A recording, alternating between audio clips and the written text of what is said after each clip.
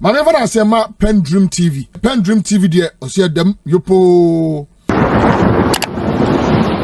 Ghana's Baumia, and go on to say that if he were president today, cocoa farmers will not be experiencing what we're experiencing now, which has led to series of demonstrations across the country. Yesterday, I think I saw cocoa farmers were picketing at the COCOBOD offices.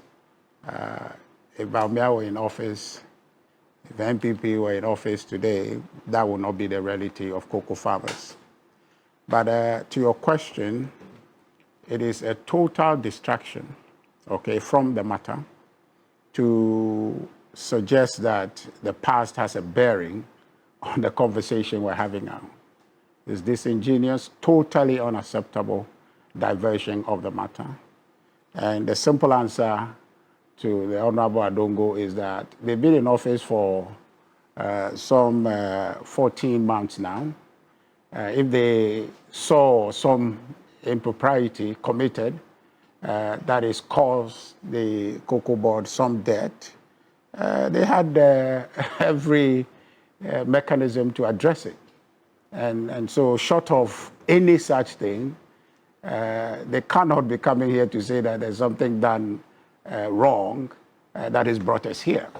But more specifically, Alfred, the matter in question.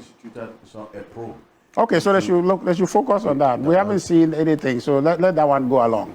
And if anybody is found to have misconducted themselves, yes, let the chips fall where they may. But for now, that's not the reality. The reality, Alfred, is that we're dealing with a pricing regime or a season price, right? Where COCOBOD is going out there to give guarantee to farmers that because I'm the only one who can buy your produce, this is the price I'm going to buy it at. And farmers, like it or not, took it. Contrary to the promises they made in opposition, we're going to pay you 6,500, NPP is cheating you and all of that. And so when they came, all they could do was increase it by some 500 and more, little. And so farmers, though they didn't like it, they wanted a 6,000, they promised if it was feasible, they said they could do it. They came in, farmers took that promise, okay? Of course, initially about 3,228 or something, then they further increased it to 2,625. And farmers were working with that. They contracted their labors on that basis. They did their projection on that basis. And so it is baked in for them that if they had one bag, the price they were going to get was 3,625. But somehow, the COCOBOD and the government had an emergency meeting only to arrive at a reduction of the price. That has nothing to do with history. It has nothing to do with anything that happened at COCOBOD. It had everything to do with the year in review. It's a pricing decision, which we maintain is brought about by a trading decisions that has gone wrong. So all of this is about trading? It has nothing to do with yesterday. It has everything to do with the season that we're in and the decisions that we're taking to sell the cocoa they had. COCOBOD decisions backfired. So really, instead of, distract everybody from the fact and focus on the issue to help farmers, what the government should have done at that emergency meeting was to decide to come out either by the finance minister or the COCOBOD CEO to come and apologize that we took a gamble to sell at spot price and we're waiting the price. And for some reason, we didn't strike on time and we missed it. So that decision we took is accountable for where we are and apologize. If they had done that, there would be no basis to have this conversation because really they would have spoken to the farmers and said, look, we have got it wrong. And because we have got it wrong, we have a difficulty. How do we fix it? And I think that farmers were reasonable enough at that to say that, okay, well, If you give us a haircut, we'll accept it. But they are being arrogant about it. You hear the chairman of the finance committee talking about other things to say that that is the reason. It has nothing to do with it. You hear the majority leader saying that you can't give what you don't have. Really? Precisely. Precisely. If you want to leverage this as the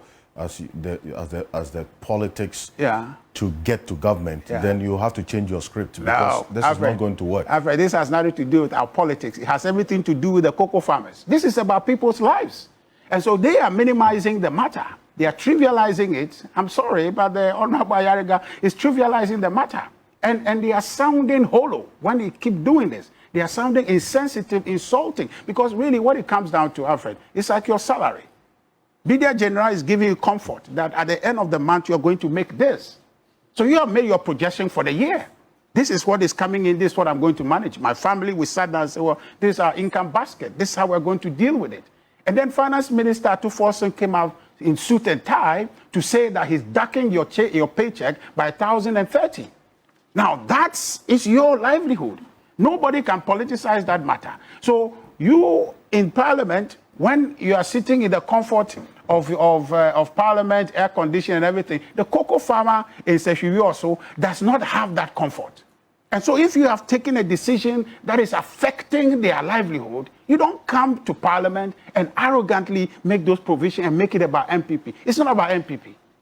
I see. It's not about NPP. So what we have now is COCOBOD trying to socialize its wrong decision. The losses that are emanating from its decision, they're trying to socialize it and make the farmer bear the responsibility. They want the farmer to bear the cost. So when Honorable Ahiagbah is saying that you cannot give what you don't have, can the farmer give what they don't have? As for all the farmers now, most of them, they make like 10, 20, 30, the maximum about 50 bags. That's all they have. That's all they have.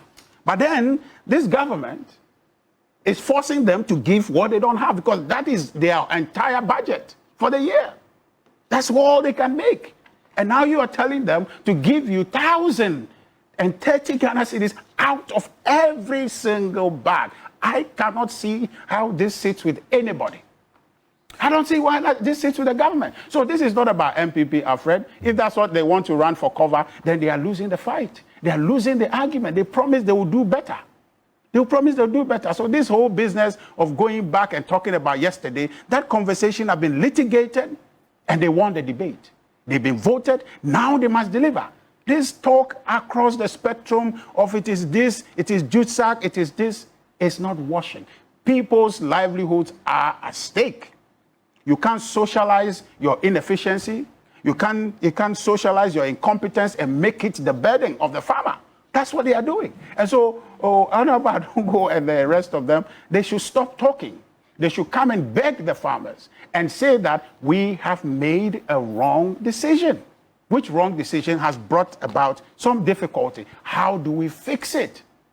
I think that the farmers will begin to listen to them. But if they go on this tangent, they are losing it. This is not about politics. This is about people's lives. This is about people's livelihood. That's all they have. They don't have much. That's all they have. And I'm a farmer and I understand that. Because at the end of the year, what you have is what you have. You don't get any incentive from anywhere. Okay? You don't get any incentive from anywhere. That's all you have. And now they are taking 1,030 Ghana cedis out of it. It's unconscionable. It's insensitive, and I don't think that they should go about making these flimsy arguments to insult farmers as though that they are being unreasonable. It is they who have made a mistake, and they must take the responsibility. We're going to interrogate exactly the context of this reduction that we are seeing, because you spent quite some time talking about it. Right. Martin Kpebu has joined us. He is a private legal practitioner in good standing, and also the convener of the Kpebu demonstration, a petitioner for the removal of the OSP. Good morning.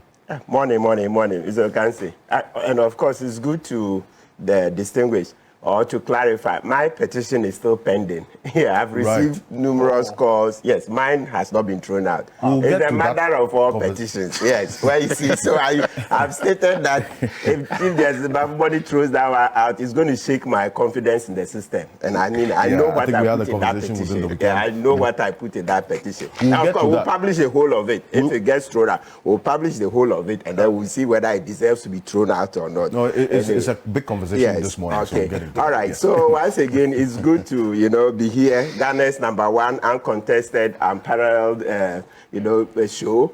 Yeah. Thank you very much, Ghanaians, for making this the biggest, and the uncontested and unparalleled one. True. And it's your insights, your corrections, etc. that keeps us thriving. So as always, you're welcome to participate. They send us a lot of insights through WhatsApp messages, etc. I receive topics from our guests, our viewers every week. Oh, really? Yes. Oh, yes. Some will write letters, and those outside of Accra. So, I mean, they're a big part of the show. Exactly. So, yeah. Exactly. Thank you. So, once again, let's reiterate our love for our heroes and heroines. When Ahiagbah were mismanaging and misruling us and didn't want us to talk. So, we are talking about the way after there. We are talking about Osiadeyo Ajimabedu II. We are talking about Garmanche, Kentucky Teku the second, right? Yes, these are people who stood up and, of course, made sure that they told the Kufuor that what was going was wrong. And for those of you who kept quiet and who enabled the Kufuor, I hope today you see the difference. Next time when we tell you to speak up, we hope you would appreciate why you needed to do that. So thank you. Thank you. And of course, the prostate people. Important. Yes, men above 40. Please. We don't want to lose you. Go do the prostate check, right? Very, very important. Yeah. And then those who urinate outside, please, we are on it. The campaign is on. True. Stop urinating outside. No, it's important. Yeah, it's important. The last time you mentioned this, we got some people even sending us videos.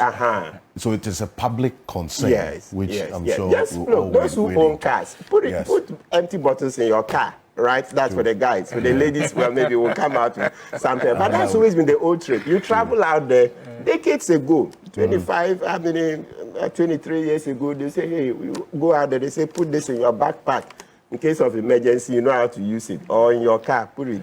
You'll never go wrong. With an empty bottle. That's a one-sided guidance. But that's all we can do for now. Indeed. Thank you, gentlemen. Thank you very much. Mr. Samuel Adumado is also joining us on Zoom. He is the president of the Licensed Buyers, that's Cocoa Buyers Association, that's of Ghana. He's joining us on Zoom. We'll try to get the Zoom stabilized in a bit so that we'll connect to him. Mr. Adumado, good morning. Can you hear us? Yes. Good morning, Alfred. Thank you. Is it okay? It's better. It's better. It's way better. Yes. Good morning to the panel and then the panelists and then the listening general public. Yeah. Perfect. So don't move again. Can you just stay where you are? I'm going to come to you in a bit. But this reduction that we are seeing was in context. When the finance minister announced this, he referenced what is happening globally. This particular development.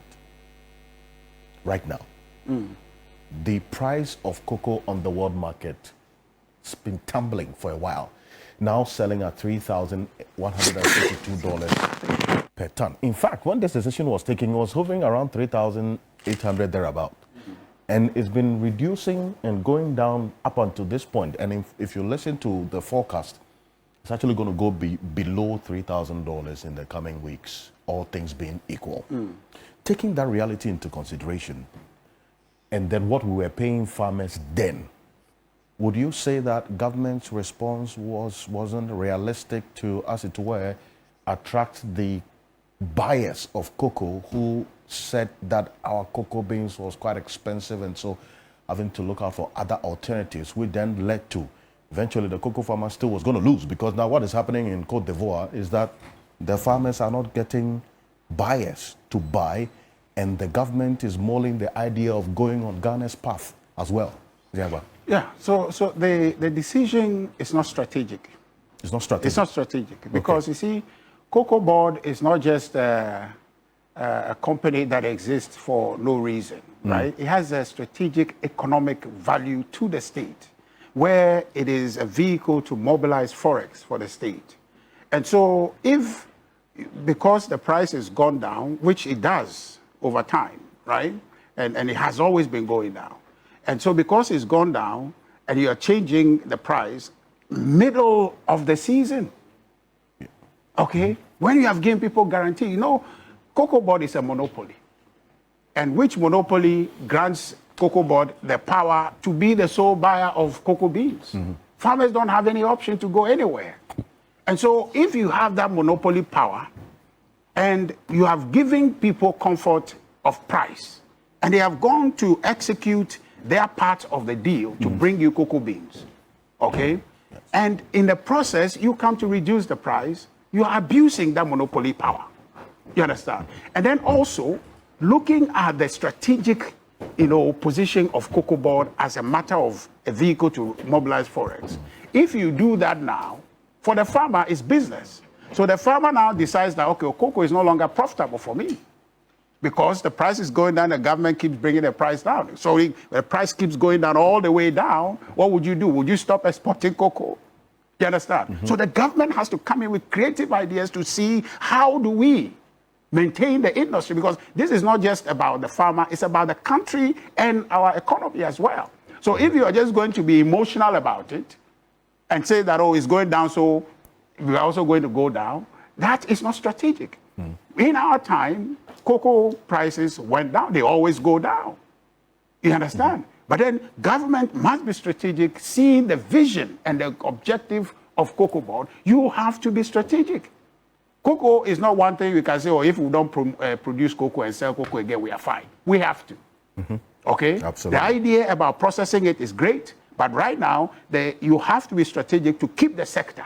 So the decision that is made has the potential to collapse the sector. It has the potential to collapse. One? Yes, because if I am a farmer, and what rationale the finance minister gave when he brought the price that the world price is going down and all of that, which Ghana doesn't control the world price. Are you with me? Ghana doesn't control. So what it means for me as a farmer is that Ghana cannot help me. The price is going down. If it's going down, why am I rationally in the cocoa business? And mind you, there is a second factor that is fighting against cocoa, which is galamsey.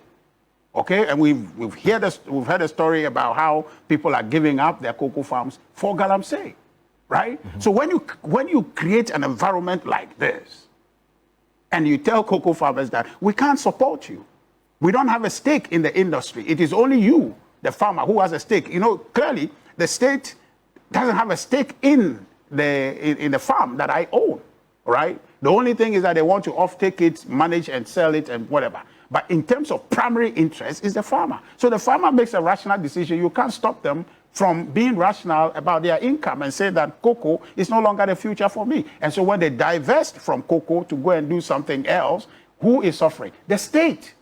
So the state must be strategic to say that we can't do that. We need to find other ways. So right now, they should keep the price where it's at. Well, but if they can't increase it, I'm coming. Yes. If they can't increase it, keep it where it's at. Okay. And then be strategic to see that, okay, what are the options? And now they are saying that 50% of it will be processed at home.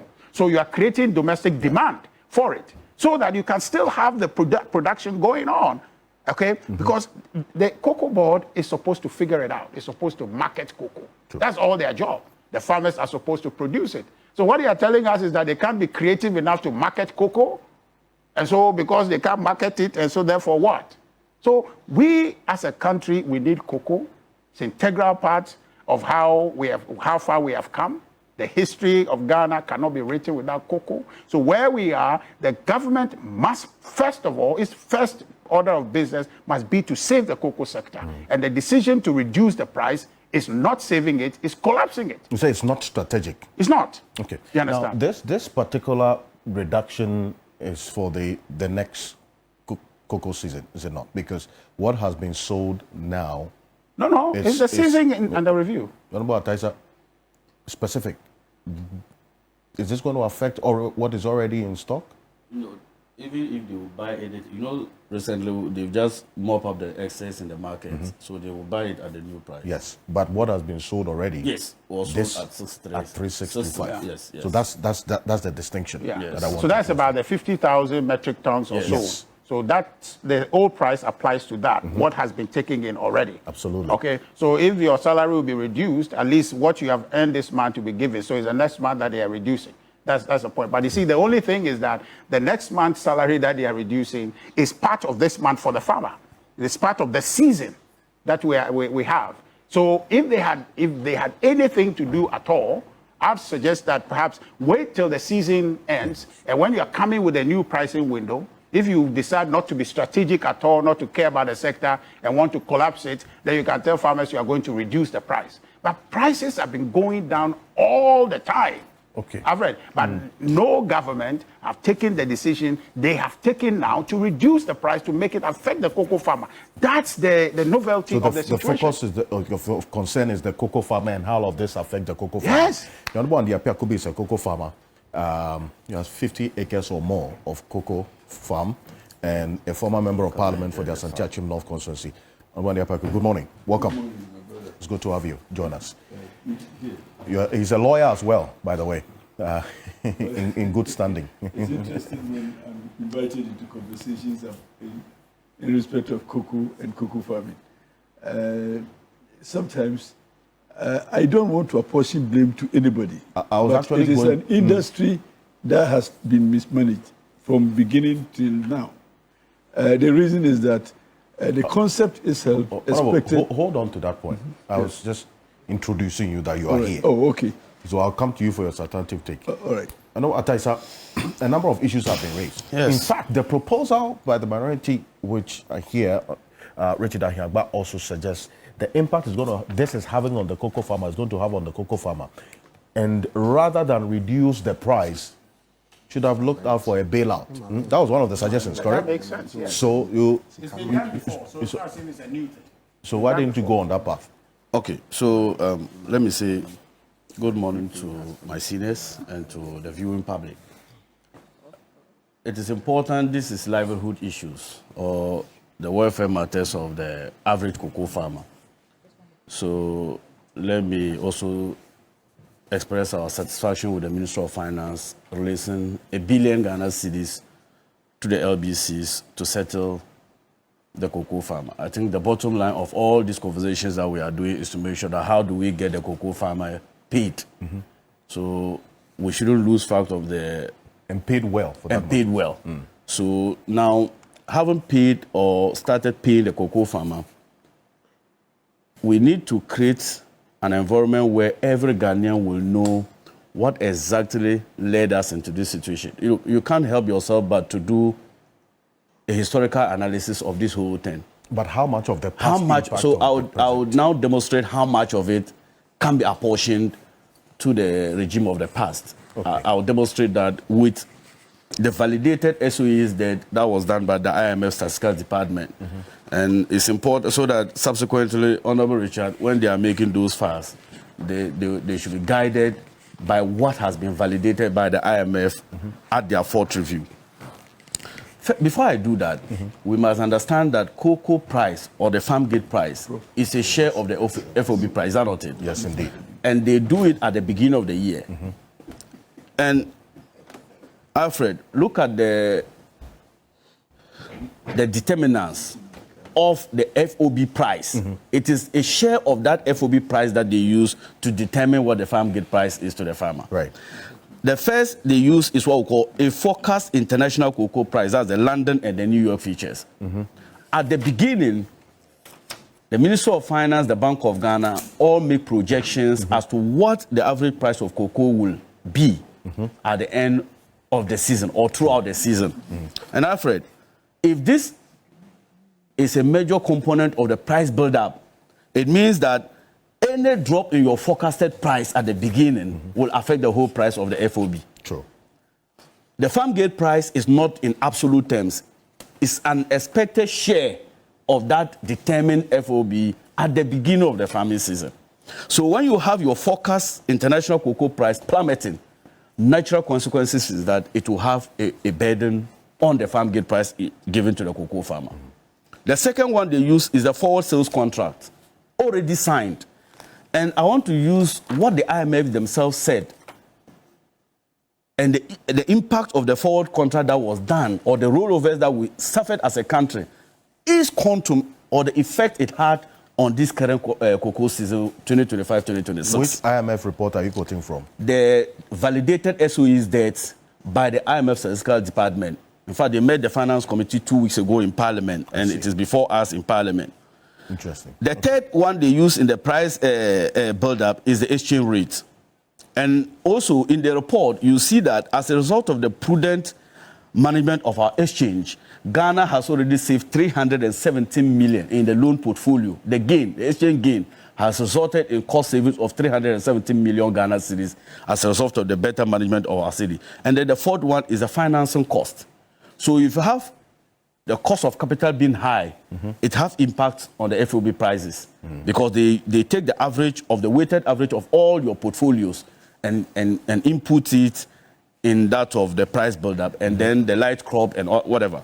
I'm bringing this to suggest that any time that any of these factors changes, there's a likelihood that it will lead to a change in the FOB price, and that will affect the expected farm gate price. Right. That's number one. The second one, too, is that you remember the NDC government started in 2025 after 6th January. At the time the NDC started, the total liability of COCOBOD, in fact, the working capital of COCOBOD that was validated in October 2024 by the Ministry of Finance themselves, the total working capital that was needed by COCOBOD to purchase in the 25-26 cocoa season was 30.1 billion Ghana cedis. That was the working capital needed. However, the IMF in October 2024 identified risk exposures to the operations and difficulties in financial terms with the COCOBOD because they identified the cocoa road sector and say that how can you need 30 billion Ghana cedis to purchase your core function, which is buying cocoa, marketing and selling, and getting money to pay farmers and also show up our buffers. Then you are exposed to 26 billion Ghana cedis in awards of road contracts. That was the government revelation made by the IMF in October 2024. I see. So cocoa roads alone that had been awarded contracts was almost 26 billion. equal to the total working capital that was needed to perform the core functions of COCOBOD. And you say it's in the IMF report? Yes. Parliament, these are public records. Now, let me say something Richard said, and they keep on mentioning that, and it's important that we clarify it. In 2023-2024, I want to demonstrate the excessive risks that we got as a result of the forward sales. Now, in the previous financing mechanisms of COCOBOD, we used to use the syndicated concept. What it means is that you get the equivalent of money in dollars. I remember those days when the money arrives, you see that there will be some level of stability in the Ghanaian cedi. Then based on that, you go to the cocoa farmer through your LBCs, purchase cocoa, export, and then pay the syndicated loan. Then the rest is declared as dividend to government. Right. However, for the first time, a financing mechanism was brought where Ghana or COCOBOD became the nexus between the person with the available funds and the cocoa farmer. True. So at that time, we needed to depend solely on the appetite of the person giving you the funds, based on the performance in the market, his risk appetite level, and whatever. Now, you went at the time of sources for the funding to come and buy the cocoa beans, projected that you will make 800,000 metric tons for the year. And out of the 800,000, you already said 786,672 tons should be forward sealed through the forward contract. You don't have the 800,000 metric tons because these are projections. And in Prof, they taught us when you are doing research, you give margin of error. So you are expecting 800,000 metric tons worth of cocoa at the beginning of the year. Then you commit 786,672 to the person with the funds. Then you ended the year with only 450,000 metric tons. This is what the IMF said. only 18 to 20% of the projected sales remain exposed to spot prices during the subsequent global price collapse. What it means is that 84% of the total production we were expecting in this country were already forward sold at a fixed rate of $2,661. What they are now telling us, pricing decision gone wrong. What they don't know is that Ghana had access to only 18% of the remaining crops to even do forward sales or spot trade or hedge. The rest of the 84% were already locked in.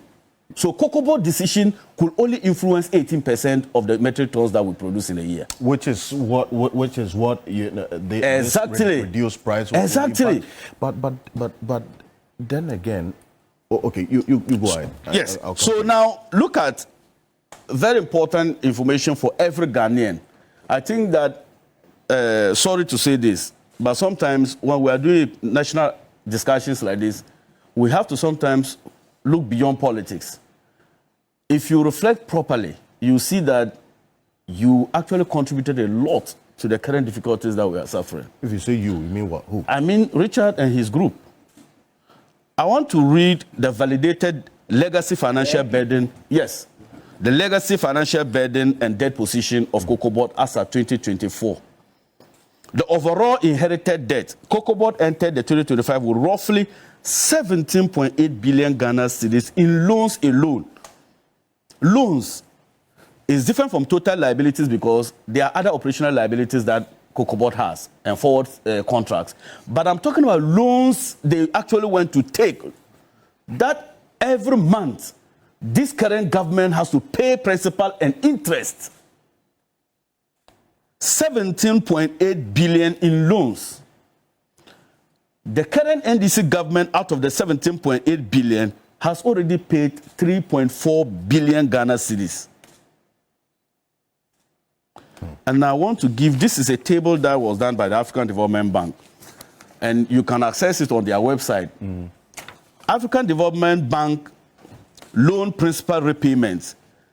As of February this year, the total outstanding was 1.872 billion Ghana cedis COCOBOD owes African Development Bank.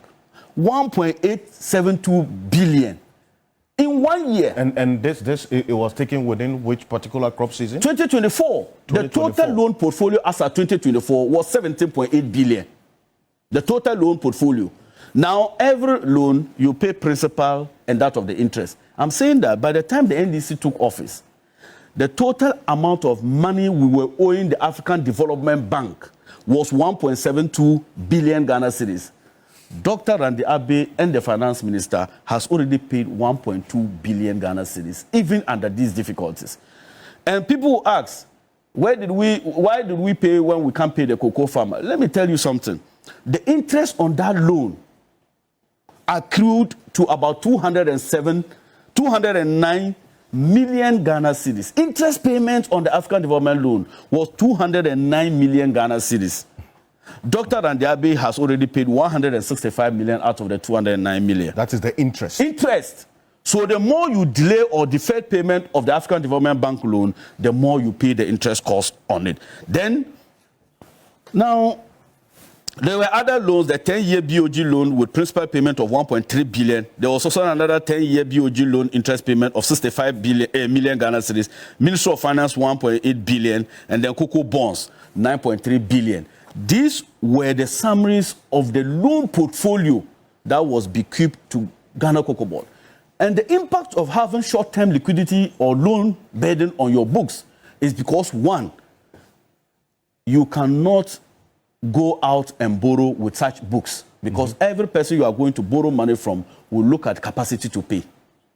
True. And that is why the financial engineering done by the Ministry of Finance is to convert the short-term loans into equity to free the COCOBOD of having good balance sheet that can attract foreign investments. So this, you are just offloading some of the expenditure on the books of COCOBOD so that COCOBOD's book can look good. Good. So they can go onto the market. Exactly. So it is important because if it is sitting in your bank, I've already just told you that the total interest accrued to African Development Bank is already 209 million. When you convert that African Development Bank into equity, this 200 million vanishes because that now the new debt becomes is contribution or capitalization to COCOBOD. So there's no more interest payment, and then you can defer other commitments to focus on your core mandate. And that's why we are saying that this haphazard way of doing things by COCOBOD in performing non-core functions should be a thing of the past. And let me, the exchange gains from the African Development Bank data suggests that Ghana made exchange gains of 317 million Ghana cedis from the cedi appreciation of the 70 million bridge financing. So because of prudent management of the Ghanaian economy, we have made savings of 317 million Ghana cedis. These are what we call prudent management. Yes, it sometimes comes with painstaking decisions.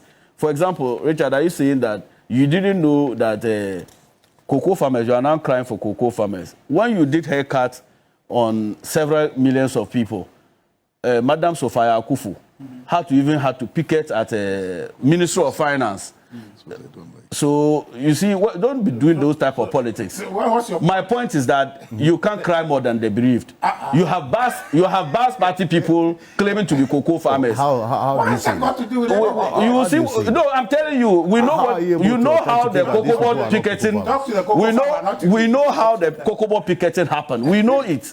And you know? Yeah, we know. In fact, they were met. I know people, and now national security, the people were interrogated because we know people. Because of this we know people who were lied to, forced to come to Accra. In fact, we were giving them only T-shirts and 100 Ghana cedis. We know what you did. So what? So my point is that they reduce the price. Does that mean you didn't reduce the price, which affects them? Now, let's look at the rollover impact on these prices that you gave us. And please, just a minute. This is what the rollover had on us according to the data. Because of the forward sales that we did, we incurred an additional cost on each ton, about 439 per ton on the rollover deliveries. So every ton we had, we increased the payment we were giving to the person with the funds by $439. Now, when we supplied, the time we supplied 335,394 tons, we made an additional payment because of exchange rate volatility. I already told you that in the price build-up, exchange fluctuations influence the FOB price. We increased an additional 103 million incremental expenditure on the 235,394 tons. When you do the net off, it means that there was a revenue gap between the time we signed and the time of payment to the people with the funds. We paid 3,939 on each metric ton of cocoa that we sold to, we paid for. I see. This created a total deficit in terms of funding, about $927 million revenue loss overall. When you have difficulties like this, where are we expected to get $927 million to satisfy the recurring short-term liabilities? So the case you're making is that the past has a direct bearing on the present. Serious burden. Serious burden. Now, you don't need anybody to tell you the difficulties that COCOBOD is having as we speak. And I want to give you, finally, let's look at, my brother talked about, yes, it's important that I don't want to dwell more on the past alone. But the mandate of COCOBOD is clear for everybody to know since it was established. The mandate is to make sure that, one, we give better pricing to our cocoa farmers, two, to support our economic growth, and then make it vibrant in terms of performing its role in buying cocoa, processing, value addition, and all those things.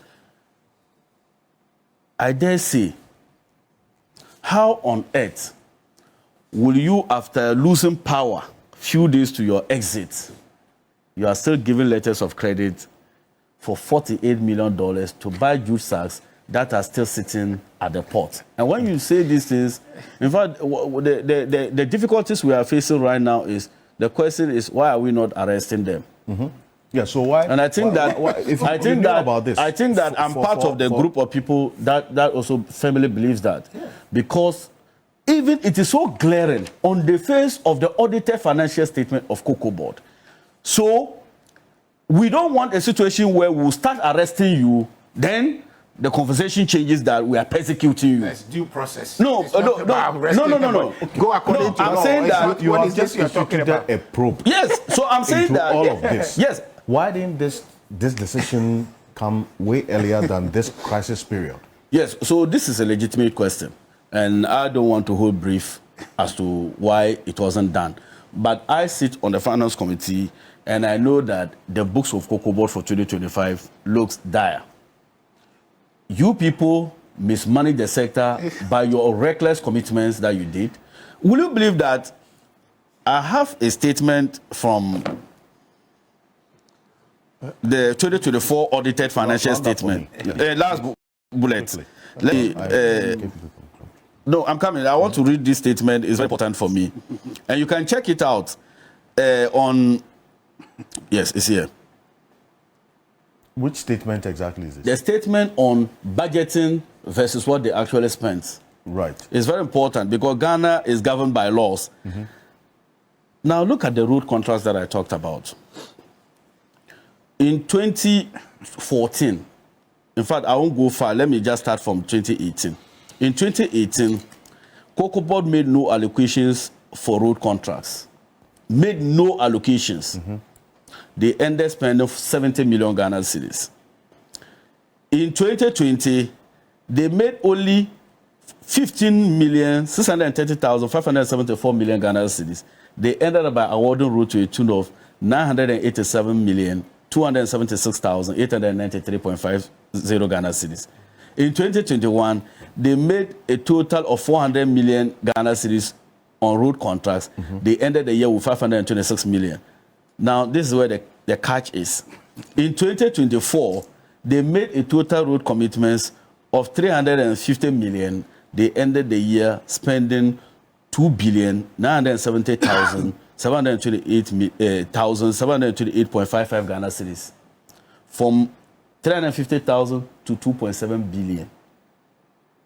Who do you expect to come and pay this type of debt? So when you look at the mess that is stated here, you ask yourself, what level of decision, what type of decision were we taking as a country? You inherited a COCOBOD with a net equity of 1.8 billion, meaning that when you take all the current liabilities of COCOBOD, from its current assets, we still have excess of 1.8 billion Ghana cedis. You bequeath to the new government a net loss in equity to 5.9 billion Ghana cedis. And yet you have the audacity to be talking. That is sometimes that's why I began the statement by saying that yes, the reality of the matter is that the cocoa farmer needs to be paid, but we must also do that with capacity and the sustainability of the cocoa sector. We cannot, when you have a basket that has holes. The concern is that whatever decision that you have taken now is impacting on the cocoa farmer negatively. Yes, right? I've already given you the price build-up that led us here. Why was the bailout not an option for you? So that in the midst of all of this, the cocoa farmer will still have their gains. But I'm saying that that's one of the balance sheet that was the balance sheet, so the balance sheet of COCOBOD cannot borrow such an amount of money. I said that if you look at the loan portfolio of COCOBOD, it doesn't have the capacity to borrow. And it may be funny to you, but let's be serious here. The point is that on what is the books that you are using to go into the domestic market or the external market? You are using the healthy balance sheet. I'm saying that COCOBOD do not have a healthy balance sheet. Number two, as part of the restructuring that we are proposing, we are now saying that all government debt that was sitting on the books of COCOBOD should be converted into equity. Then based on that, we will now have a healthy balance sheet of COCOBOD, then we'll issue the domestic cocoa bonds. And if you observe the recent treasury bills, the last one we did 2 weeks ago, we had oversubscription. Yes. The oversubscription has been consistent for the past at least. And why is that? Because everybody knows that government portfolios are mostly risk-free. It was only under Akufo-Addo that the government portfolios were no longer risk-free and was risky assets.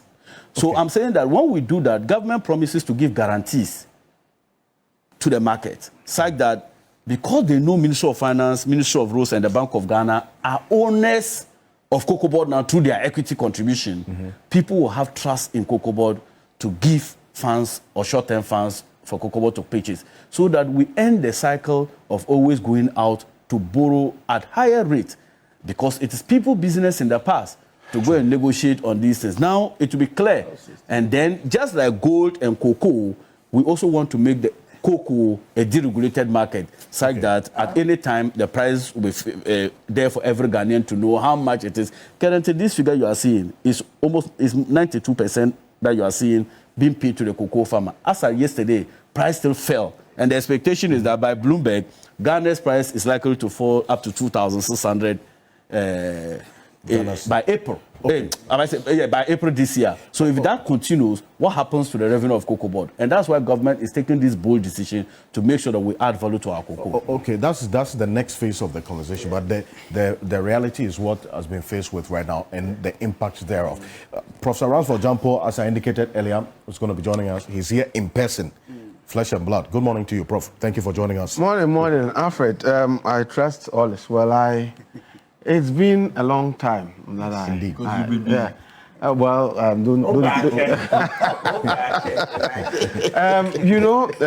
We've been busy, and then also now Saturdays are for, I told you, weddings and funerals and all other things. And more importantly, I think that this program has also evolved. Now we are having more guests, appearing as panelists. Thankfully, how many more? Ahiagbah and NPP, they are also here. You are here on your own, please. So I think that so it makes sense a little for us to give way for others to also contribute. I mean, I'm seeing Professor Bafo Ajimedia, lawyer Justice Abdullahi, and all these people being fielded. And I think that it's all good. I mean, wisdom and sense would not reside in only one person's, head. And so it's important that we give the space. So as and when we find the time, we have not abandoned the program. We will still be coming. But let me greet my shippers and then my shipping service providers. And the ritual is always to tell them what we've been doing briefly. We have succeeded in getting GRA and customs to abolish VAT on transit cargo. And this, in our view, would help to improve trade volumes, which ultimately will benefit all port stakeholders and also improve government revenue. You recall that also government, through the finance minister, abolished COVID-19 levy. And in spite of this, some shipping lines were still charging.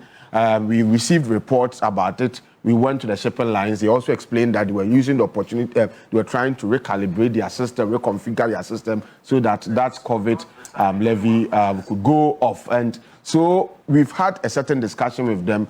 If you have paid COVID levy after government had announced that it's been abolished, the shipping lines are willing to refund. So we are working for you. Now, Alfred, so greetings to Martin Kpebu, yes, and then greetings to Richard, my football mate. Richard Ahiagbah, you are still under me. Yes, you are still my student, yes, and so you have to comport yourself. It's okay. Thank you. Greetings to my honourable MP, and then greetings to my senior. Senior, it's been a long time. You have a lot of money, but cocoa farmer, it's a lot of money, but you don't look for it. Thank you very much. No, it's good to know that you have not finished your PhD. Yeah, he has not finished. And so he must comport himself. Otherwise, you would write in perpetuity. Intellectual intimidation. Thank you. So you see, hearing, and I'll come back to you, but because you don't want me to have a say on the cocoa? No, not yet. You haven't. Okay, all right. Okay, thank you. Yes.